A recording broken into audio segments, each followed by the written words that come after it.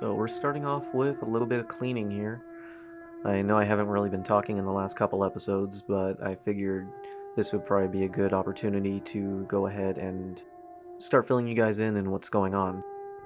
So I went out to California and I ended up getting some replacement parts since the housings were not looking too good. I had found a listing for a disassembled keg. However, things didn't really go as planned. What I mean by that is, I showed up and he was missing the dowels and the stack gears. Also, nothing was clean. That's usually to be expected, however he did say he was going to clean them, and at the time I didn't think that cleaning was that hard anyways. I didn't really care, even though the irons had plenty of surface rust. I figured I'd clean it off real easy and be on my way. After getting home, I realized that my first issue, which was that the dowels don't fit into the housings. Not the stock dowel holes, but the extra ones that this guy did on the motor. Yeah, I forgot to mention that the keg was supposed to be doweled to be able to accept like 12 dowels as opposed to 4. Which obviously makes it more reinforced and stronger and can take much more horsepower than stock. Even though I'm not building for power, that really appealed to me since I figured it fits my build high, tune low idea. This is just the first issue that was realized when I first got home. I was then wondering why this new E-shaft that I got was longer than my E-shaft that I pulled out. Then it clicked, it's a 13B E-shaft. But right off the bat, I'm missing not only the stationary gears and the dowels, but also the correct E-shaft. Thankfully, the E-shaft and the dowel pins and the stationary gears from the old motor are completely fine. As for the irons, I took some WD-40 and some really fine sandpaper and ended up uncovering from the rust some really nasty pitting. This isn't really an issue with compression, but more so with catching seals. In the future, I might end up trying to lap it and see what I can do if it's not too bad, but something tells me that this is pretty much a floor sweeper. As for the housings, I think those are the only usable parts that I got from the whole transaction. They weren't even that dirty, honestly. It didn't even take that long to clean them in the parts cleaner and to polish them. If you're wondering what all the masking tape is for, I'm actually prepping all of this to be painted here by a friend of mine. He's already painted the housings, and I'm really excited to see what everything looks like after clear coat.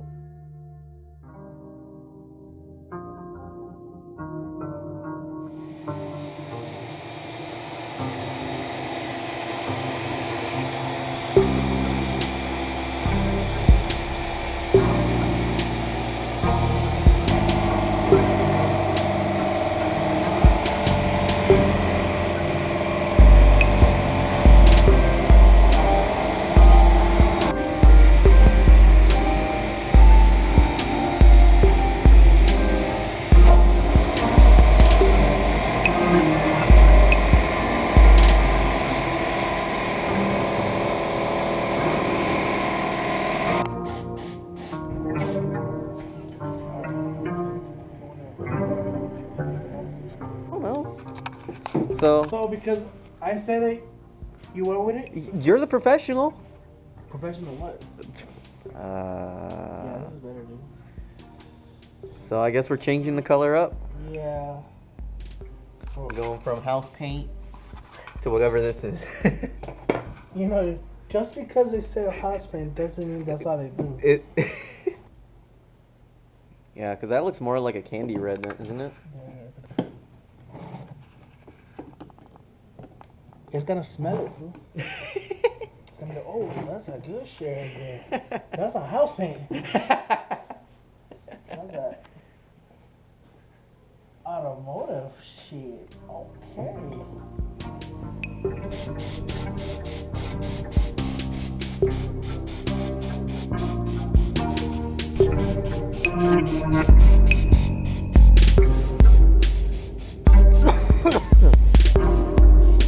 Hell yeah, that's that good. That's that Zaza.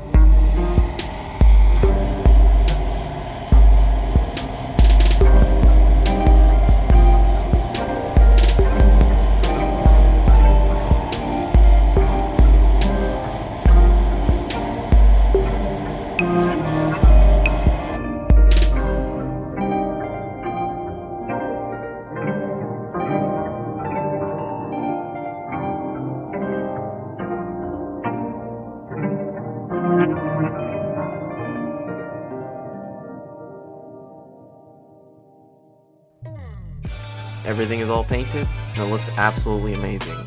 I can't thank Jonathan enough for this amazing paint job.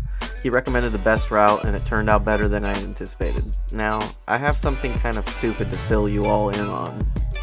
I'm actually going to be porting the irons, since they're the stock ones that we pulled from the car.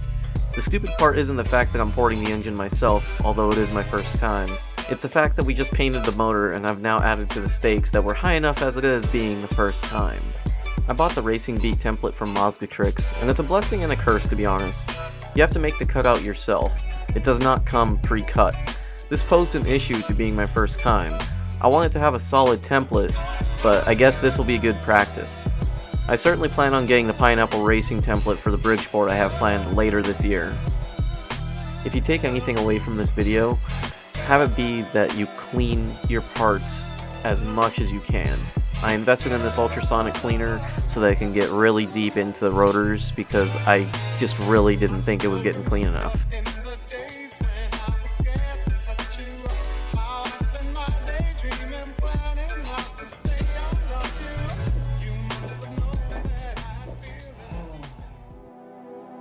I think I learned my lesson to dry things properly.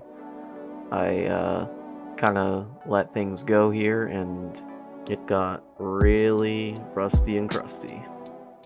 So we're doing another run in the ultrasonic cleaner, and we're going to be doing the WD-40 run as well, but we're also going to be hitting it with some isopropyl alcohol and some brake cleaner, not at the same time, but kind of in intervals afterwards, just to kind of make sure that all the water is out of the equation once we're packing everything away. I was actually really upset by this because you can kind of see on the board there that I have it scheduled of when I was going to be building, and that was going to be that weekend. Bummer. I'm also a little bit irked that I didn't get the first time in the ultrasonic cleaner on film like that, because it was so perfect. It looked spotless, it looked like it wouldn't even need anything, and there was so much gunk that came off of it. As you can see, I'm using the Scotch-Brite pads, and they do an amazing job at taking off the carbon and the rust.